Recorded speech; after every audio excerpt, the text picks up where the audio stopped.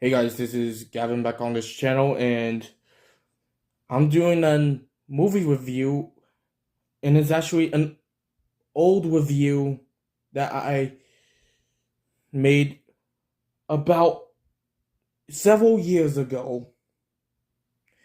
And now this video, the old review, is now officially disowned. And tonight, around 1 in the morning, I'm reviewing Inside Out from 2015 in coordination for Inside Out 2 coming next month. Inside Out is directed by Pete Docter, who is also responsible for other Pixar films such as Monsters Inc. and Up. And the story of this movie is we got this girl named Riley, and it takes place inside of her head. And she's got these 5 emotions: joy, sadness, disgust, fear, and anger. And when Riley and her family moved from Minnesota to San Francisco, California, things turned for the worst.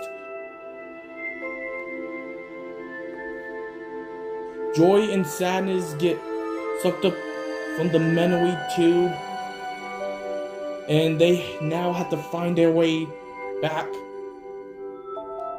to headquarters. Now, I gotta say, I was like 10 years old, about to enter the 5th grade, when this movie stormed into theaters. And I had really high expectations for that movie. So, on the second day it came out, we went to go see it, and I was so in love with this movie. I remembered me, my mom, my brother, and my cousins were talking about how good the movie was on the way to my nana's house.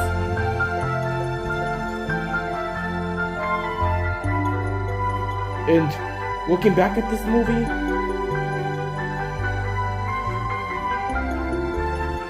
I still fucking love this movie. The animation, gorgeous. And it's really gorgeous, especially when it's coming from Pixar. Probably the best animation studio in existence, besides Walt Disney. And the plot of this movie is so damn smart. And it sends a really good, well, not actually a really good message, probably one of the best messages in animation history. And that is, let out your emotions, never bottle them up. And that's one thing I truly do love about this movie.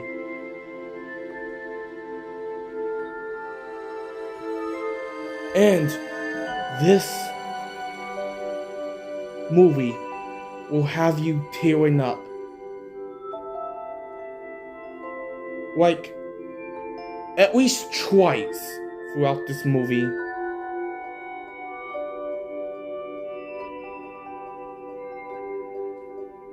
Everything about this movie works.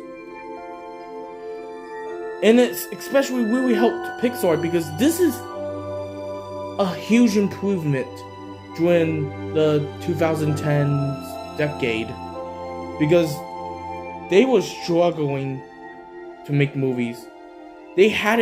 At the time, they hadn't made a masterpiece since Toy Story 3. Because after Toy Story 3, everything started sucking. Cars 2 sucked. Brave sucked. Monsters University didn't suck, but it proved that it wasn't a lost cause. But this movie was still pretty mid at best.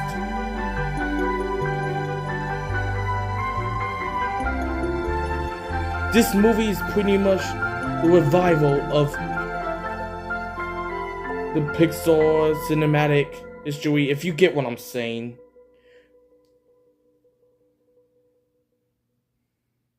But unfortunately, after Inside Out,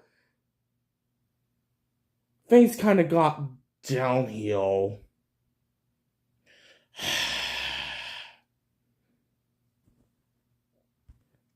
Overall, guys, this movie is so goddamn amazing. And if you have not seen this movie, I highly recommend you watch it.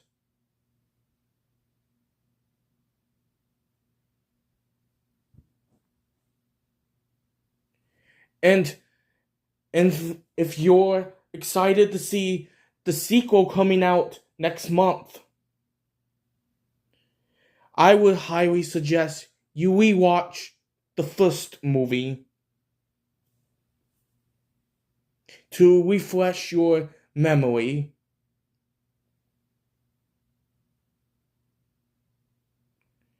And now, fast forwarding from 2015 through present date,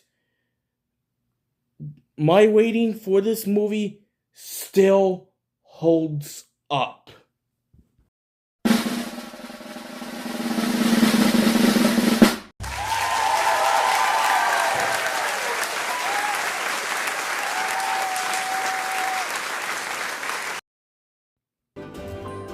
Yes, guys, there is not one thing that I would change about this movie. And I cannot wait to see what they do for Inside Out 2. Even though Disney hasn't been on the best track record as of recently. And yes, I'm aware that they're making Moana 2, which I have absolutely no faith for, because 9 months in development? I mean, I'm willing to give it a chance. I mean, if Pixar did it with Toy Story 2, they can do it with Moana 2, I hope.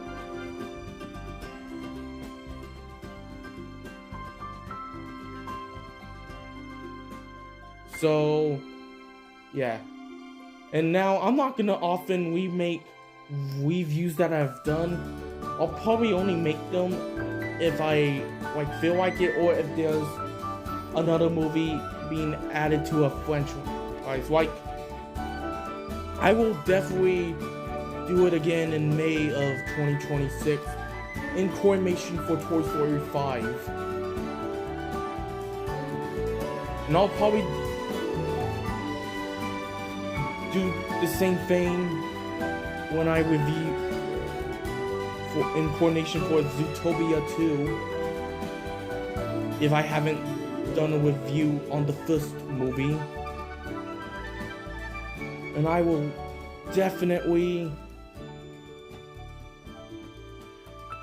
do a remake on my reviews on both Frozen movies in coordination of the third movie. And so on and so forward.